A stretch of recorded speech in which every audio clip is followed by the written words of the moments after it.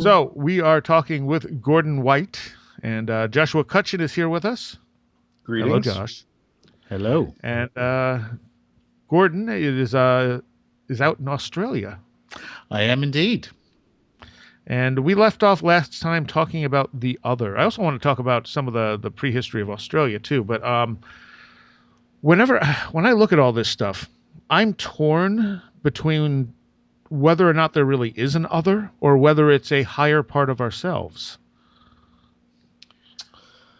You want to take that one? Why would that be a tear? For me, you when you go to a non-materialist model, you're essentially then just kind of, in many respects, playing semantics, which is, am I part of the universe? Am I in the universe? And if a higher aspect of yourself is the model that works for you. I actually don't think it does, and I can get into why. If that's the case, it's essentially the same as saying you live in a living universe of which you are a small component. So we do tend to chase our tail with that kind of stuff. I don't like the higher. I prefer a full-blown animist model rather than a kind of warmed-over idealist model where everything is consciousness, because you end up having to do the same thing materialism does, which is I call it Brahmansplaining. You have to tell people that an experience they have, if it's a visitation from their dead grandmother, is also illusory. It's just illusory in a different way, which is your mind, which is an aspect of the other mind, is making this up, and may not be that. I think the higher self model struggles to satisfactorily describe a lot of the phenomenological and ufological information. It probably works at a 10,000 foot view to say the entire universe is mind, but it doesn't work when you're as well when you're talking about some of the stuff, say, Josh describes in his book, or some of the strange and odd things that go on. It doesn't work as well as, say, a full-blown animist model, which is rather than consciousness, the world is, or the universe is spirit, and there are spirits, and there is a spirit world. That one kind of, for me personally, matches the data better. Okay, all right, fair enough. And I guess it's not really a tear. I hold both views kind of simultaneously. It's just sometimes I lean more toward one and more toward the other, depending on what we're talking about. Well, so you have, and it's just kind of a logic almost question, but to say a higher aspect of self brings a lot of assumptions about what a self is straight away. So it's not just, well, maybe it's a higher component of ourself, and like, well, then what is the self, and what is the lower part, and what is the higher part? And we're already starting to kind of accrete things to the model that may not be in the data, if that makes sense. I have a preference for an animist model, because essentially a magical worldview, as a magician, a magical worldview is essentially an animist worldview. And I kind of Goldilocks my way through all of them, panpsychism, idealism, and landed on animism, because there are two things. I think it folds phenomenological and ufological data in better than an idealist model, which struggles with things like drawing spirits or intelligences into statues and other things that we've observed, like statues of Ganesha drinking thousands of liters of milk and that kind of stuff. We've observed these things happening. So I think it struggles with that, because you kind of have to bend the model, if not break it. But also, and this is a kind of a personal affectation, animism was our first worldview. That is at the bottom of the kind of family tree of cosmologies that humans have been playing with as far back as we can see. And as we were kind of talking about in part one, there is still a giant question mark as to not only where we came from, but where our view of the world and the physical and non-physical world and who else is in it comes from. And the one we landed on first was animism. So I have a personal interest in that kind of almost Prisca Theologia idea. The Prisca Theologia is animism. Okay. All right. Fair enough. See, folks, this is why I said you should be listening to everything that Gordon said. No, but that's a really good way of sort of drilling down and getting at some stuff that I've kind of had a sense of being my own views as well. So thank you for articulating that so well. Well, that's kind of a topic of about a third of Pieces of Eight, which is coming out soon, which is essentially, as I spoke about with Dr. Kreipel, animism needs a seat at the big table of philosophical ideas, and it's largely for racial reasons, historic racial reasons, that we haven't put it there, because animism is what New Guinean Highlanders do. It's not what Jean-Paul Sartre does. Now, let's look at UFOs for a little bit here. You mentioned Jacques Vallée, of course, revered in by most of the UFO researchers that come on this show, who, of course, doesn't have that nuts and bolts model, has been looking at it from a different angle since, the late 60s. What is your view on UFOs? I would say it's a kind of less Rosicrucian Vallean view of things. I think history will be extremely kind to Jacques Vallée in the coming centuries. I think he's actually one of the smartest people who lived. Well, he's still alive, but like one of the smartest 20th century thinkers. Obviously, I mean, funnily enough, on my show, I've been asked, because I get a lot of people who aren't ETH friendly on the show, and I've got a few people emailing saying, can you get someone credible who is an ETH researcher on the show? And I really struggle. I'm like, hang on, who would that possibly be? Rich Doland is ETH sympathetic, but he's aware that it's kind of a wider game, and I have no idea who I could get on who's still pro ETH at this point. Well, that would listen, or he would want to speak with. Yeah, that's what I mean. They specifically said, can you get someone who can credibly defend ETH as a model? And here's my thing. So I have absolutely no problem with the concept of there being physical organisms on other planets who know how to use machines of some description to move about space. That's fine, and there is a very good case to make that they would have showed up here, because why wouldn't they at some stage, as a explanatory system for the range of phenomena, kind of like we're talking about the redundant complexity and the sheer oddness of engagement with the other. It's not satisfying unless we live in the most insane universe, like darkest timeline, most insane universe ever, which you'd put on the table, but that's a low probability option.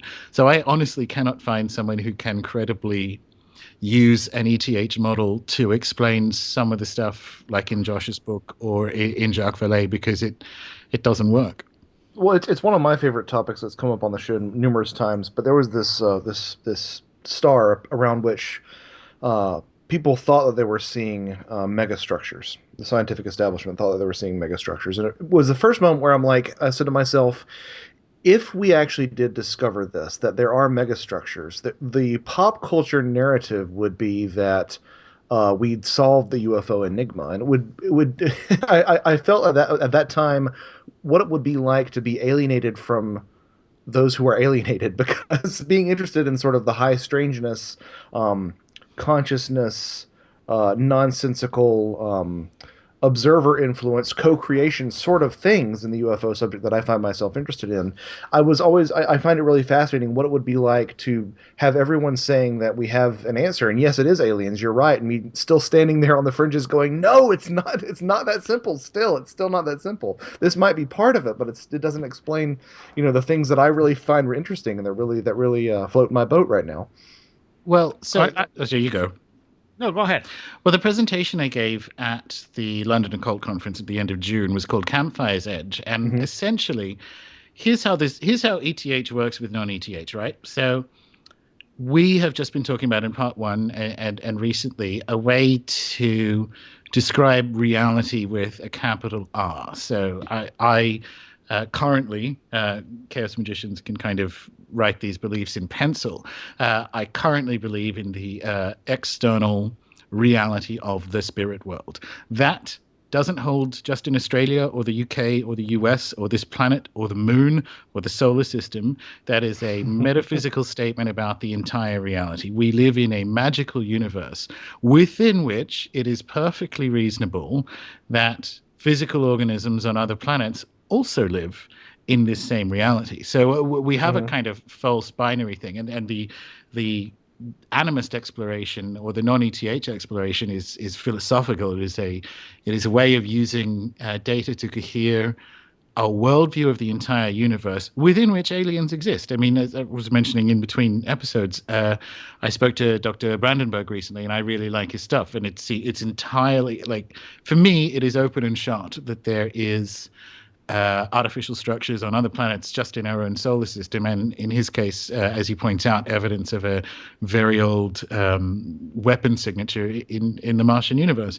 Now that in the Martian atmosphere. Now that's like, that doesn't disrupt an animist model. It's not either or here. These beings were living in a universe that also has a spirit world 250 million years ago, just as we are now. And so if we're talking about the superstructures around a star or any of that kind of stuff, of course, we're going to find that eventually. Maybe not in our lifetimes, unless the secret space program is a whole lot more advanced than any of us think. But of course, we're going to find these things. It doesn't fundamentally alter the existence of a spirit world or a universe that is alive.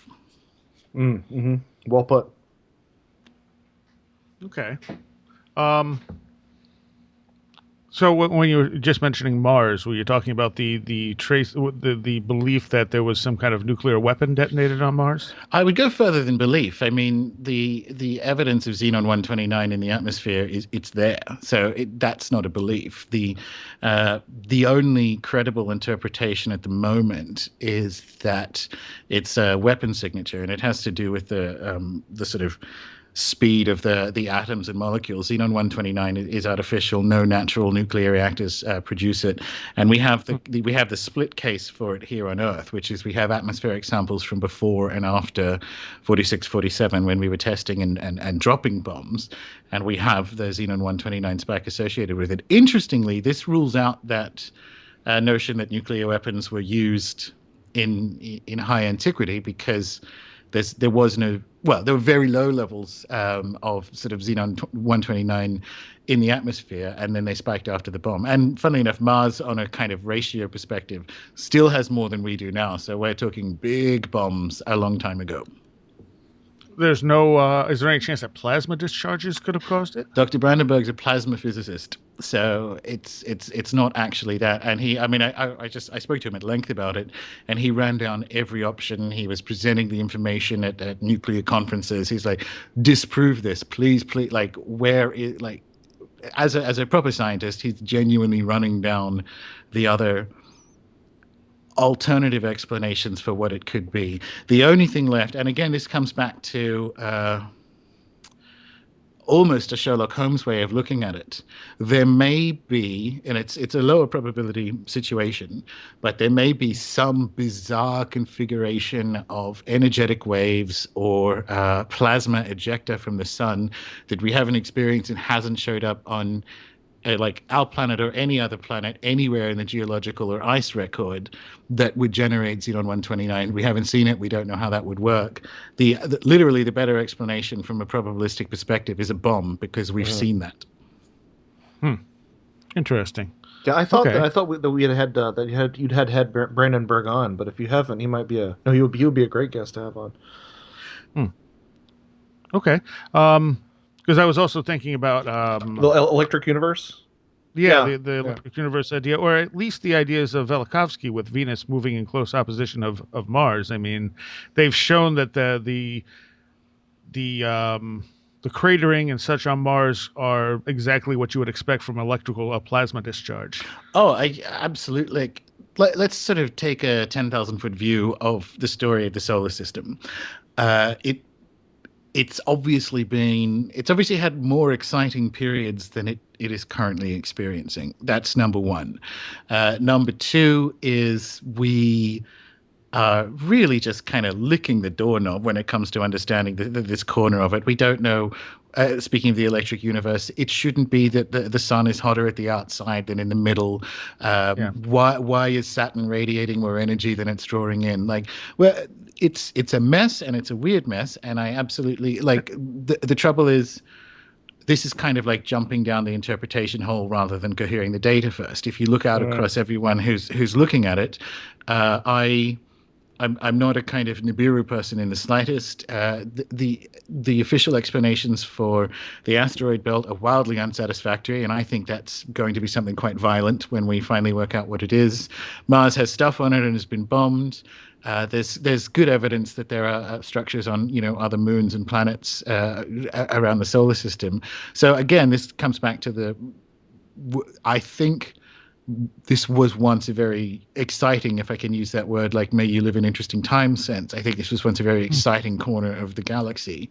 Underneath that, as to how the galaxy, quote unquote, or the universe, quote unquote, works, self-evidently the official physics that we have is not correct in the same way the official biology we have is not correct. And it's kind of a many hands on the elephant, blind men on the elephant situation when it comes to the electric universe or Tesla or any of the kind of torsion physics or electrogravitics or any of that stuff.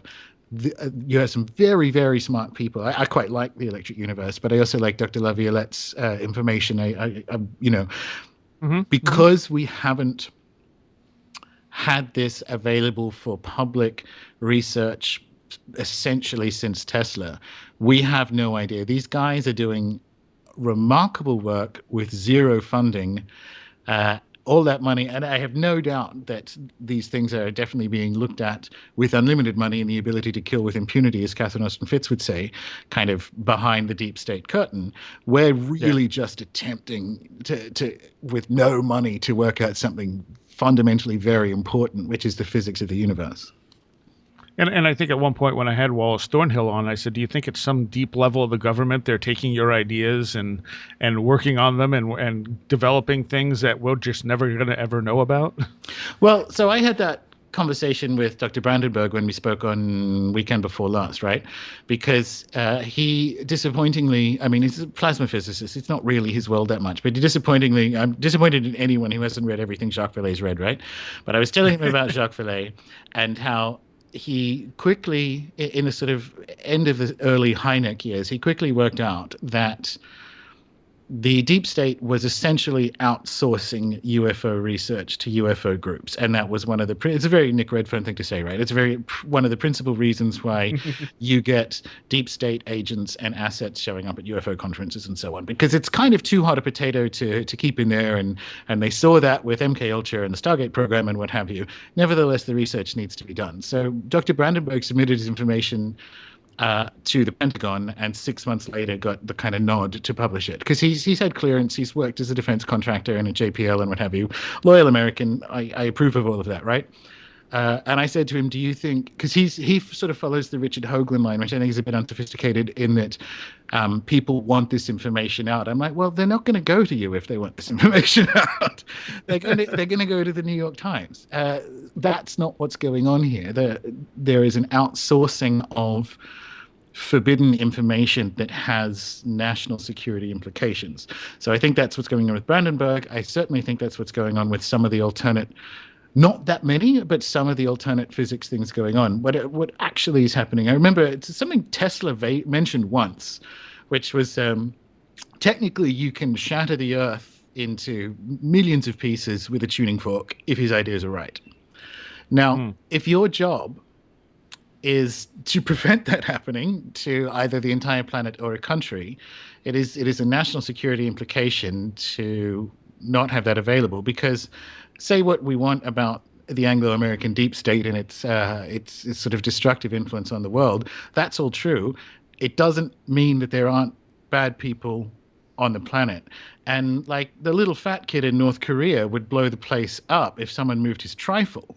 So you actually do have legitimate national security reasons for what we've seen in the 20th century, which is, the harvesting of Tesla's information and the hoovering up of any of these very interesting patents and all that. We've got a 70-year history of pulling what I would think is a more accurate physics out of the public sphere for strategic, like obviously that gives, in particular, the U.S. deep state, military advantage.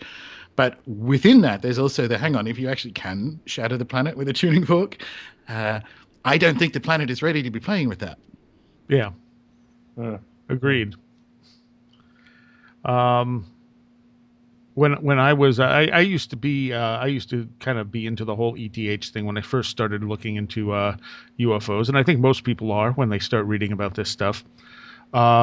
What actually did it for me? Well, it was a combination of things, but one of the things I realized, I'm reading Whitley Strieber stuff, and realizing I've had some of these same encounters, but they were in an occult context with no UFOs, no lights, or anything else, but the archetype was the same. So saying that, do you think that there is like that necessarily that the lights in the sky match the encounters on the ground? Like are they would you say that they're separate things at times, or do you think they're always connected, or what do you think is going on there? There's at least three things in play. I think the majority of lights are "quote unquote" us, and I think Yeah. the history of the 20th century has shown that experimental aircraft and so on is when it's not atmospheric phenomena and all the other things. So remove the 95 times out of 100 that they misidentified. When you get to the last five, I think the majority of them are us, and I think maybe once every few thousand years it's literally a physical organism from elsewhere, and there are a couple of examples through history that's the best match for, and people who are if you're a non-ETH modeler, as presumably we all are, that doesn't preclude the arrival occasionally, or at least once, of physical organisms in a craft from another planet, right? So that's fine. Sure. I don't think, and this I get a lot of heat from this because I get the heat from the other side, being principally an occultist and dealing with that world. People get very upset when I say there is an association. There's a spectrum of phenomena, as there always has been, that we have historically described as the spirit world, and I think they're scared that I'm saying that the intelligence of Mars is an alien, or Archangel Michael is in a flying saucer or so on. Right. Not saying that at all. I'm saying that, and funnily enough, if you look at the mythology and descriptions of traditional cultures, you have that range of physical to non-physical showing up. So I would say it's a spectrum thing. I don't think it's always the same. I think one of the very mysterious components of it is why it does change how it presents itself to us. I think little lights in the sky are,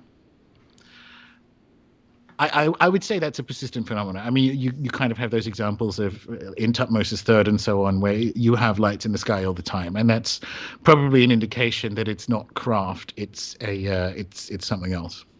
Well, and one of the popular topics on this particular podcast that we talk about are examples of fairy encounters and the fairy faith. And if you buy A to B and B to C and C to D, then you can buy A to D. It's sort of the sort of thing that if you are honest with yourself and acknowledge the similarities between modern quote-unquote alien lore and fairy folklore, and you see how well that the fairy folklore also dovetails with magical practices, with spirit ideas, then it's sort of a logical extension to say that somehow there is some sort of connective tissue in between the two. Hence animism. Exactly. Yeah, it's I like that A to D thing, because I think what and I'm not saying obviously present company accepted, we're not perfect. I think there are a lot of personality components that people bring to a field of study they're very passionate about, and that can either be ufology or that can be magic or whatever it happens to be. And so there's a lot of kind of like identity points invested in a particular position, and who like the remaining. I think we're a majority. I don't think the ETH thing is a majority anymore, but the remaining ETH people have a sort of the kind of people who would hang out in a mechanics. There's a personality type that wants it to be nuts and bolts and things that they can either build or draw graphs of or that kind of thing, and that's a personality type piece to it. In Magic's case, people will come to the occult, and particularly Western magic, for a variety of different reasons, but it very quickly becomes an important component of their personal identity that, they can speak to spirits, and it might be several of the dukes of hell, or it might be archangels, and you get very invested in the idea that you are cosmically important. And to have the discussion in the middle of that, which is that, well, these words we have for beings that appear in the grimoires are probably associated, as we find in other mythology, with a range of kind of extra dimensional encounters that express themselves in different ways, but are probably part of that same range of phenomena. And they don't like that idea, because I basically just told them I've invalidated a personality type for them. And in both cases, that's just sort of the challenges with people being, I guess, very passionate about a hobby. True, you don't wind up with many people in these sort of areas who are willing to be truly agnostic, not only about the existence of things, but about whether or not they have the answers. And I kind of have been a bit nervous in recent months, because I feel like I'm becoming sort of fixed in some of my ideas, which really does sort of frighten me in a lot of ways. Because I do feel like there is such, again, this idea of things being parsimonious. There really is a parsimony in viewing things through this sort of spirit-based magical, perspective. I don't want to remain there for too long, though, because I feel like it's the antithesis of growing as a human being and of being intellectually honest. Sure. So I think about this as well, and I actually spoke about it with Peter Lavender before the show, and I've spoken about it with Dr. Kreipel. That's it. I think it's very healthy that you've said that, and it's an indication that you probably won't fall into the trap, because what else happens is paradigms do actually change. So as we cohere more and more accurate, so by volume and accuracy, as we cohere more data underneath our hypotheses, they are naturally going to change. And I think we are in one of those moments now. If I can humbly put like my book next to something like the supernatural and all this, the kind of stuff that's and even Josh's book and that kind of stuff, I think we are at a stage where we actually do need to definitively reposition, remain humble, and definitively reposition, going, okay, so we're no longer, we've left the materialist / ETH version behind, the kind of 70s cosmic idealism one. We're leaving that behind. We're now at a stage, and it's a post-internet, post-Snowden state, frankly, because we kind of have improved data of what the shadow state is actually capable of. We have improved phenomenological data of what the UFO phenomena are, and so, like, I think it's encouraging to hear you say, I'm a bit worried that I'm being fixed in the beliefs. I think you're going to be fixed in them for a little while as we reposition again, because the discourse doesn't improve if we still go around the tiny kicking circle of it. Is it ETH? Is it this? Is it this? And only have those three ideas. We all kind of need to collectively sit on the new data set and see what shakes out of it. Yeah, well said. That sort of gives me a little bit more, gives me some solace as well. So that's well, this is, I mean, there are, if you don't do it, and it's a kind of an alternate media thing, because everyone's read Cosmic Trigger and what have you, and I have affection for Robert Anton Wilson, but I also have a lot of problems with him, which is the permanent state of agnosticism or skepticism is as useless as not looking into it in the first place. And there needs to be, if there is a language and not necessarily logic, I go down the Kreipel line with this. If there is a language to this, and if the universe appears to be structured in a linguistic way, well, that's a new thing. He's brought that to the table.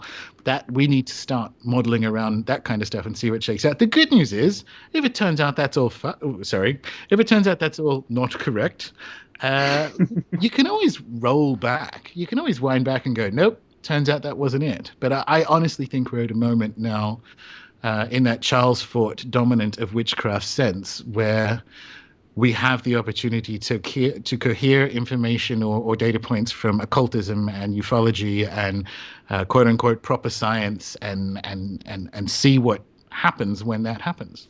Well, I think that there are some people who are making great efforts to make everybody play together well. And you had mentioned, so in addition to the people that you mentioned, I don't know if you're familiar with Robert Wallet's current sort of his current idea about how UFOs, the lights in the sky, might actually be some sort of manifestation similar to a a group poltergeist phenomena, some sort of psi phenomena manifesting in that way. Yeah, I mean, it's I don't. I am familiar with the work. I have some challenge. I have some question marks around people who, whenever they come out of the military establishment with ideas that kind of take the teeth or the scariness away from the fact that, quite frankly, some of the times they are deep state aircraft, and Right, right.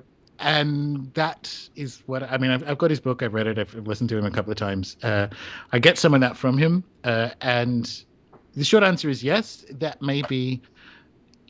It's still a going in circles answer when it's that, then, isn't it? Because then we're coming back to, is it a higher self or is it an animus universe? And I like the idea that there is a that's a very Ernesto Di Martino field of dreams thing to say. If you build it, they will come. So the more we start to think about these ideas, the stronger they manifest. That's basically how ritual magic works. So I get that bit. I do think we need to keep the fact that some of the stuff, this is what I mean by post Snowden, some of the stuff is things we're not supposed to know about that are there. Yeah, I mean it's a reality that I think that that a lot of people, especially again, especially the ETH crowd, but I think a lot of people aren't really.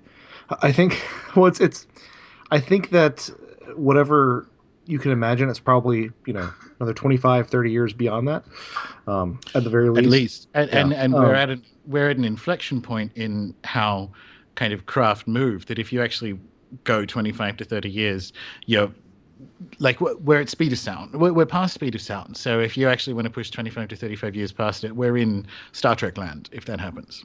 Right, right. And how advanced is the deep state, and how is there any way to even know? Probably not at this juncture until they start to have to use the toys, and they don't do that very often. Yeah, yeah, and one of the things I meant to ask you about starships, because I didn't see it mentioned, but what are your thoughts on a pole shift or something near the end of the ice age? Well, the poles shift, and they do, like the magnetic pole switch, and that happens with some degree of regularity.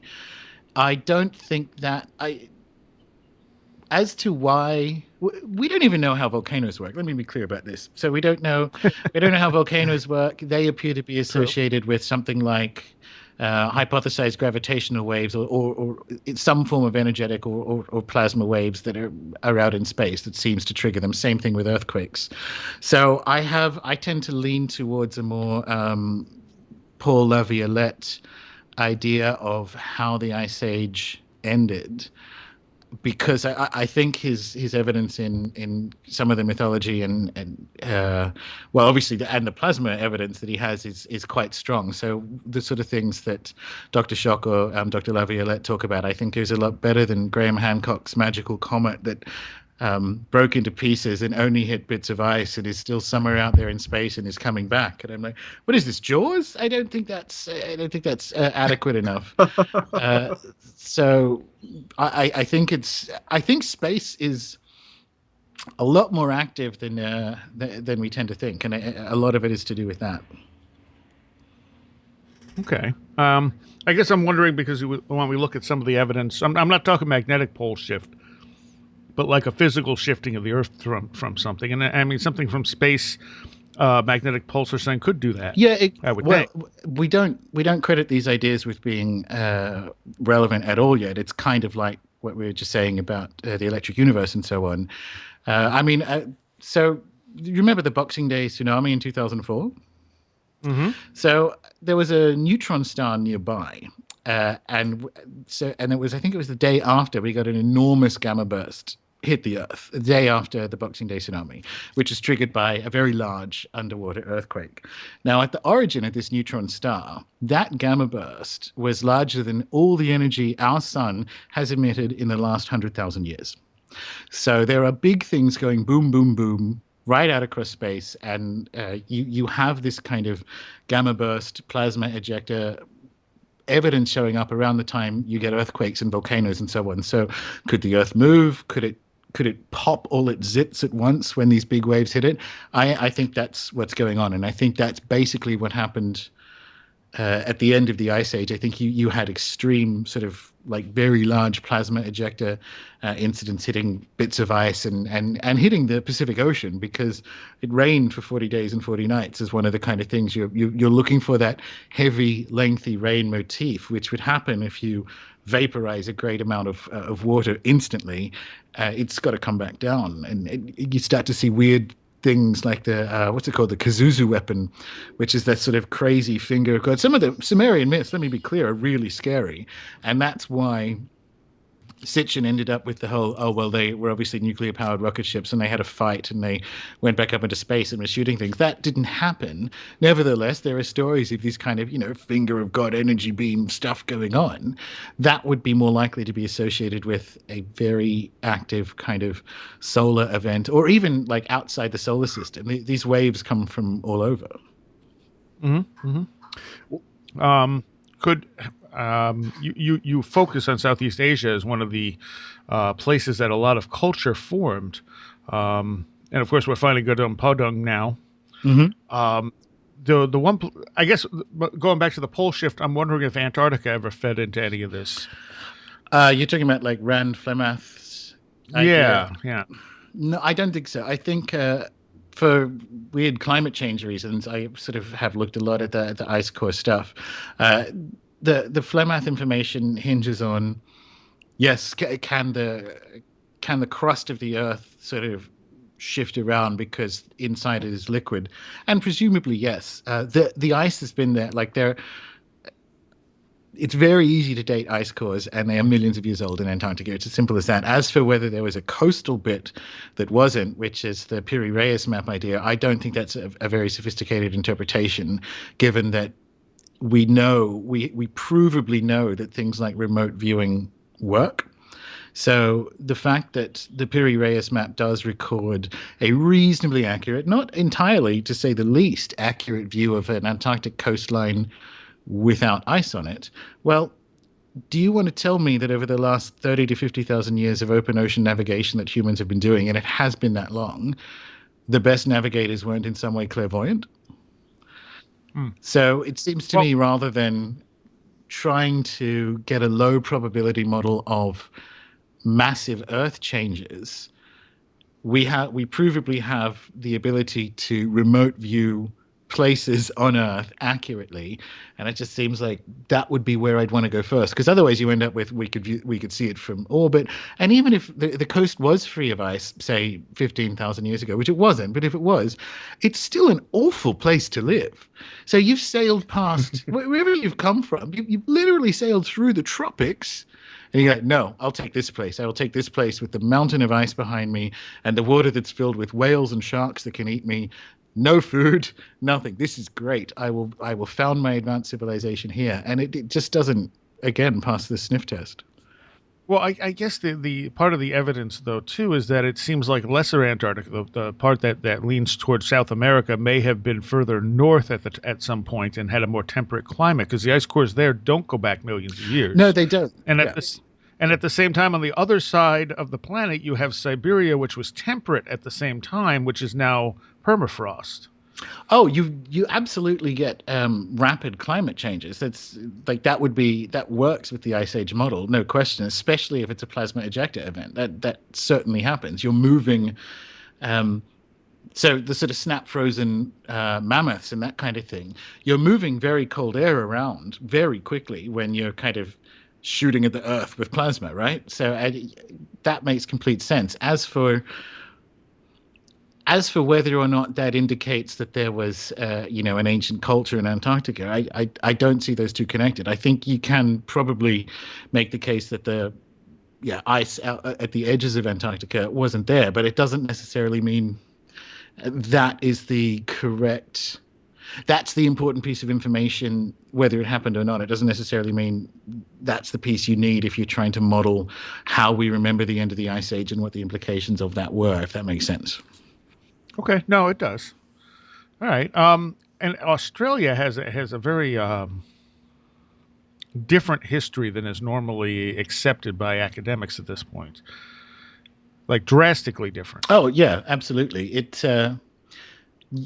Funnily enough, so you'd be familiar with a woman called Genevieve von Petzinger, who recently, in the last couple of years, has done very interesting research on the similar or the recurrence of certain symbols in European cave art over sort of 12,000 years, which indicate that there is an actual language going on, right? Uh, I bought her book. It came out recently, and she still says the same thing, which is that modern art emerged in Europe 30,000 years ago, as in outside of Africa, it emerged 30,000 years ago. That's provably incorrect, given that there's like beautiful art in Ireland, Southeast Asia, and Australia that's at a guess at the 45,000 year mark as a minimum. So not only did people get to Australia a lot faster than people realized, firstly, I think there was waves of migration out of Africa that have one of the questions I went to Oxford to ask was how are there pieces of archaeological information that fall outside the out of Africa genetic information, which millions of dollars and tens of thousands of blood samples have been taken to kind of put this together. So on a statistical basis, you're starting to get a reasonably clear picture. And I said, does it work that if people left Africa and died, like by definition, they don't show up in our genes, right? So like the out of Africa experience we have is our colonizing effort. Like it may fail, we may all die, and then it could potentially happen again from somewhere. Australia has evidence of cultural complexity that's like alarmingly old. In the case of fire stick farming, it's over 100,000 years old. Now that falls 40,000 years outside of the other earlier evidence of humans in Australia, which means not only is it the oldest continent, Australian Aboriginal cultures are the oldest continually existing cultures on Earth, 50,000 years or as a minimum. So Australia is weird. Australia, and funnily enough, here's another one for you. The out of Africa information doesn't actually prove or say anything about where humans first emerged. We guessed, and it's kind of like a mid-20th century racist guess, frankly, because there were monkeys in Africa, that's probably where we evolved from. But the kind of evolution from monkey thing is just hugely problematic. It's one of the things that Darwin himself was kind of like, well, I'm going to put a question mark around this. Now we have it. Now we have kind of like fat people at skeptic conferences with these T-shirts smeared over them, which has that ascent of man thing, and that's a museum thing. They just kind of put some bones together next to each other. There's no way to get it together. So in Australia's case, for instance, here's one that's weird, right? But there are now more hominins, and there are enough monkeys in kind of Asia, Southeast Asia, Australia to posit why perhaps we emerged there, which means we then went to Africa and came back out. Because like 70,000 years ago, when we were a 1.5 million year old species, where we don't have a lot of information about what happened before that 70,000. So Australia could very well be, as more and more of these pieces of evidence show up, the kind of prehistory of the prehistory emerging. I find the place fascinating. I'm from here, but Australian Aboriginal cultures were doing things at a level of sophistication at the sort of height of the Ice Age. And I think we have remnants of, I think they have an important piece to say, particularly in the Torres Strait, which are a separate group to Australian Aborigines. But Torres Strait Islanders have something very important to say if we want to, just even for the intellectual curiosity of it, attempt to reconstruct what the cosmology was before the end of the Ice Age in kind of island Southeast Asia, where you have Gunung Padang and all these other examples of what we might want to call quote unquote Atlantis. Okay. It's so basically what you're saying is it's possible we were around before Africa and perhaps everyone else was wiped out. Oh, absolutely. Well, that definitively happened. So we have archaeological evidence that so we have two problems then. So one, we seem to find a new hominin species. They're about 1.5 a year at this point, and some of them are weird, and don't let anyone tell you it makes sense that there are actual hobbits in island Southeast Asia. Now that's weird. To suggest that the Ascent of Man Museum puzzle works when we're finding things like this. There's another one that's basically just half a jaw and a tooth that a Taiwanese fisherman pulled out of the water while fishing, which is another new species. So it's really starting to look like some kind of Middle Earth thing going on in island Southeast Asia, which is where we lost so much of our land. Well, more of it, like an area twice the size of India went underwater in that corner of the world at the end of the Ice Age. And it also has Right. step pyramids that are at least 20,000 years old. It has some of the earliest evidence of sort of art outside of Africa at a hugely symbolic level. And in the case of the Torres Strait Islanders, it has a story of a sunken land and also some explicit and extremely complex astrotheology and star-based calendars that they have been running to since they got to the Torres Strait, which they did at the end of the Ice Age. So we kind of have pieces. We need to build the car. Like, we actually have the pieces we need to kind of start to paint a picture of what this world was. And that's, definitely maybe the first sort of quarter of Starships.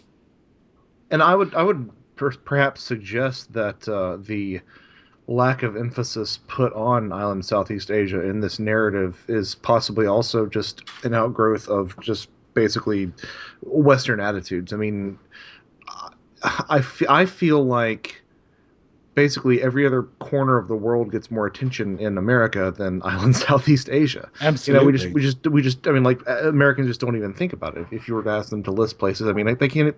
Most Americans probably can't even tell you the dominant religion of the region. And I think it's sort of an out of sight, out of mind thing. And I wonder if there's also sort of a racial narrative that's been appended to that too, and in terms of ignoring it.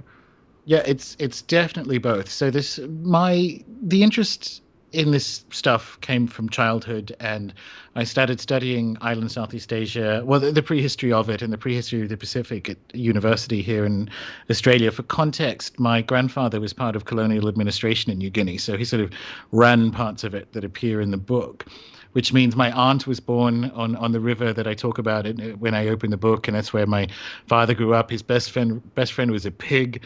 Like, it was a very odd world. So I have a kind of family connection to the area, which probably kick-started my interest in it. When it was kind of mapped and absorbed into the European empires of the time, it was sort of the last place, in particular the Pacific, was the last place to be put into maps and stories of where the world came from by Europeans.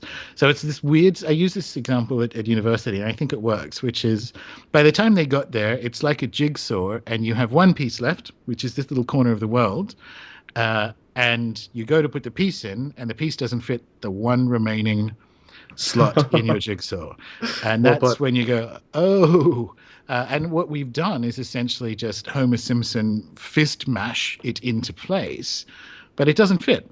And if that piece doesn't fit, guess what that says about the picture you've just spent 150 years putting together? It's not correct. And island Southeast Asia is that, and there's a reason why people don't want to look at it.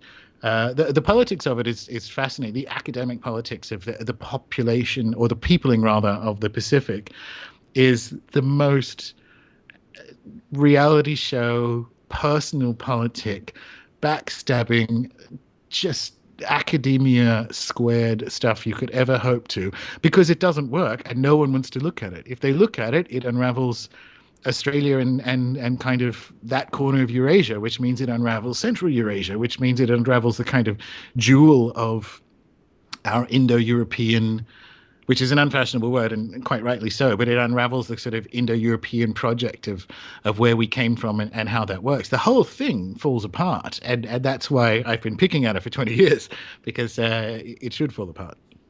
Okay. You mentioned diving on Nan Madol early in the book. Tell people a little bit about Nan Madol. Nan Madol is it's called the Venice of the Pacific, and it is a city that's built out on a reef and a mangrove swamp, and it stretches about 11 square miles and is built of millions of tons of prismatic basalt logs, and it's off the sort of corner of an island in Micronesia called Ponape, and it Graham Hancock went there, and I'll tell you that story in a minute, for his original kind of classic fingerprint to the gods situation. When I went to shoot my documentary, we had the same dive instructors and dive guides and so on to kind of look at it, because Nan Madol, the story of it, essentially built by two brothers who used magic to bring these prismatic basalt logs from the other side of the island. Ponape is essentially it's a mangrove wreathed or ringed mountain. There's no beaches. It's not a very good tourist destination in that respect, although there are little outlying beaches which are stunning on tiny little islands. So it's a mountainous interior, and they're moving logs that there aren't cranes on the island that can lift. And it appears to have been built around the 1000 AD mark, based on the kind of when that bit of land was and wasn't above water, because people don't seem to realize that land sinks beneath the sea and shows up outside of ice ages. It happens with subsidence and that kind of thing. So we have this sort of city of the dead built in a between zone, which I think is very deliberate. So a mangrove swamp is neither ocean nor land. That's a very good place to put a city of the dead, which is what it is. It's a tomb city. We don't know how it was built, as in these specific logs, and every attempt, much like the pyramids, every attempt to kind of put a log on a raft, the raft just sinks. So something weird happened 1,000 years ago that hasn't really been looked at. But why it interested Graham Hancock initially is that it was built as a mirror of a city underneath the sea right next to it. And there was some evidence that was there, and you'll see video of him kind of finding these two pillars, which I went and saw. They're coral pinnacles. They're not actually pillars, but nevertheless, you have a city of the dead that we don't know how it was built 1,000 years ago to match a memory of an earlier city underneath the water, that has very similar construction material and ways of being put together that you actually find in Gunung Padang. So there is something enigmatic and strange that indicates that there is a survival of the story, if not the actual builders. So the hypothesis that it was actual survivors of Atlantis who went, quote unquote Atlantis, who built Nan Madol, not correct. The timeline is off by about 8,000 years.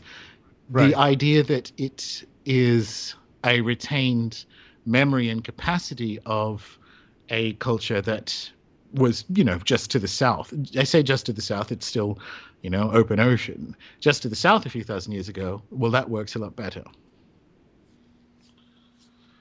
And you see some of these structures like what's the big one? Oh, man, I'm drawing a blank on it in Cambodia. Angkor Wat? Yes, like Angkor Wat, which we know wasn't built way back, but seems to have the same stuff, the same message in it.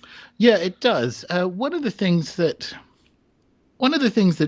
it won't happen because there's no money, and we've discussed the politics of academia, right? But what Gunung Padang and Göbekli Tepe should do, and this is something Graham Hancock is correct about, is their existence should invite us to reconsider the age of the sort of oldest statues or temples or whatever that you find in India and Pakistan and other places, because just as we saw in Egypt over the dynastic era, temples would move as the stars precessed. So that if you have temples that were aligned to specific stars or so on, you had to keep moving it or the magic of it wouldn't work. And you see that in dozens of sites across Egypt, that because it was such a long-lived culture, they had to move it. Now, that means that they were built and rebuilt quite frenetically. And in fact, you have kings in the Middle Kingdom declaring that they hadn't reused stone from older buildings because that was against the law of the gods. They hadn't reused stone from older buildings in constructing their own temples. That was one of the things that they would declare in Osiris's court to make sure they could, get through. The existence of very complex and confident use of megalithic architecture invites us, because it's very difficult to date stone, and in fact there are no kind of officially accepted ways of doing so, which means these buildings that we have that are very, very old particularly in the subcontinent, so particularly in the kind of India area, are probably a lot older than that, because we have one effectively just down the road, Gunung Padang, that's 20,000 years old. So why isn't this, like, why aren't the earliest layers of this, which we can't date, now that we know that we were building at that level, why aren't they at least hypothetically said, well, what happens if they're this old? And these are the pieces that start to open up, that increases our sort of opportunity to look at how complex our distant ancestors were. It's essentially an arbitrary definition to say that, you know, these buildings are only a few thousand years old if you can't correctly date them. Yeah. Okay. Josh, do you have more for him before we end up out of time? I would. There's actually something that I'm sort of the cryptid guy on this show. I feel like I have more of an interest in that stuff than a lot of people. And I know that you've mentioned in passing. I can't recall which interview it was on, but what is your take on a lot of cryptozoology? I mean, I've come around begrudgingly to the fact that there probably isn't a an 8 foot tall hairy hominid running around North America. In spite of fossil evidence to the contrary, I don't think that that's really necessarily the answer right now. It doesn't mean that something's not happening. But what are your thoughts on stuff like Bigfoot or other stuff like that? As a non-American, let me tell you, only Americans are interested in Bigfoot. Like no one else cares at all. And it's funny because I listen to a lot of these kind of paranormal or 14 or whatever podcasts, and it's I roll my eyes when it's a Bigfoot one because we don't care. I think you're correct. I think you're correct that that it's patently not like a survival of an unacknowledged survival of something that's continued unmolested through the millennia. I think Bigfoot and I quite like cryptids, I guess, but like if you've read a few too many grimoires, you see these spirits and they look ridiculous. They have like chicken legs and a crown and a cutlass, and they'll teach you nautical engineering, and it matches a lot of the kind of weird fringe of UFO encounters. So this is the bit that really annoys magicians, by the way. It's more popular with ufologists and people interested in that side of it. But people don't like to hear that there is that Bigfoot may be an example of the kind of things that people describe in the grimoires, which I'm very specific in saying it that way. I actually think in Bigfoot's case, in some instances, it's even more specific than that. I think we get into almost like the TV show Fringe. I think in some cases they are literally temporary dimensional visitors because because they are as much as I can, when I sort of endure the Bigfoot paranormal podcast episodes, the as you say, the physical evidence is quite good, and it's not the same kind of weird, enigmatic radiation effect. Not always, not the same weird, enigmatic radiation effect stuff. Sometimes it's like hair and feces. Like this, I wonder if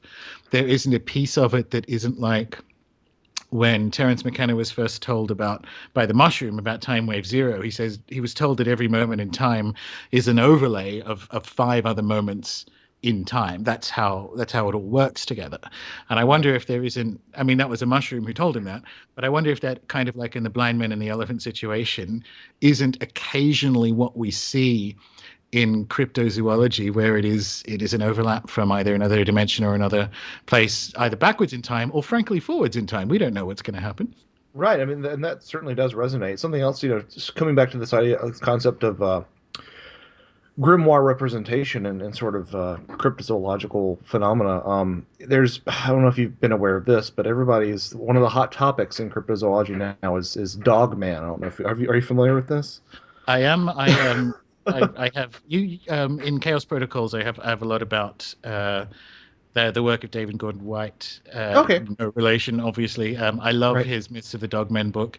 That is the Dogmen thing interests me because it's a it's a therianthropic representation of a dog-headed deity, is what I see every time I hear about it.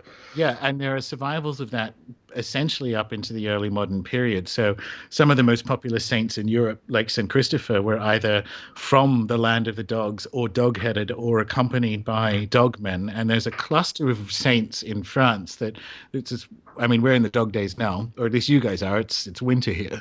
Right. Where you have Saint Guinevere and all these other saints that they're either actual dogs or dog-headed, so retained within the kind of folk magic of Europe.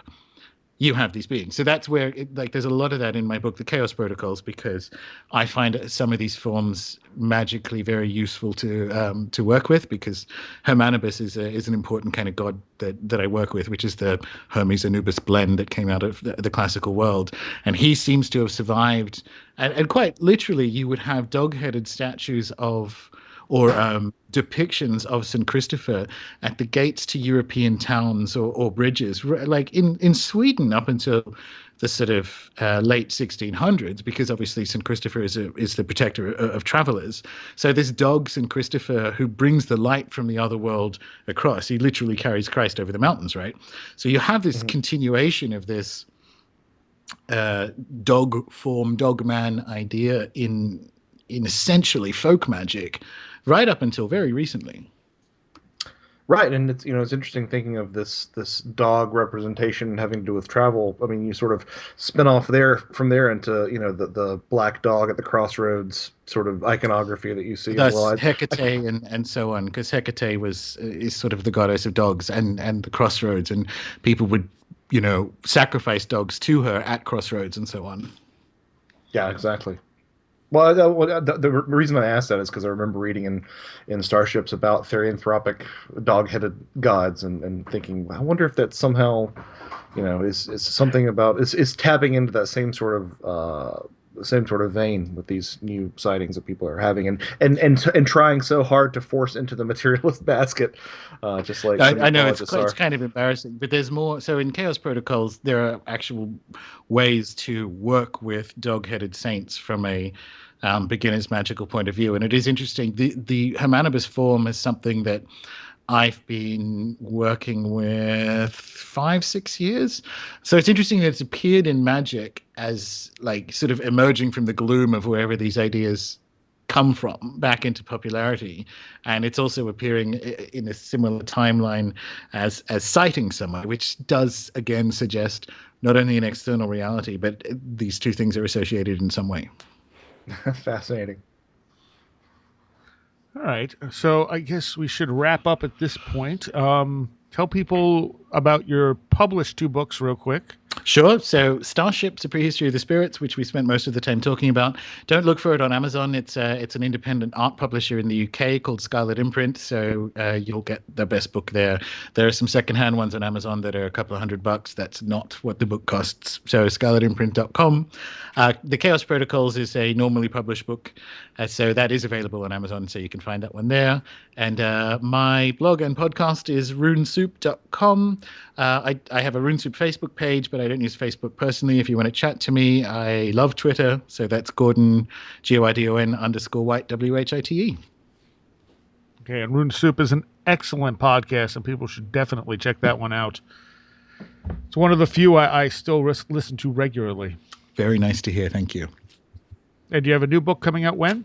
End of this month, Pieces of 8. Again, you'll find information about that at the site or the Facebook page.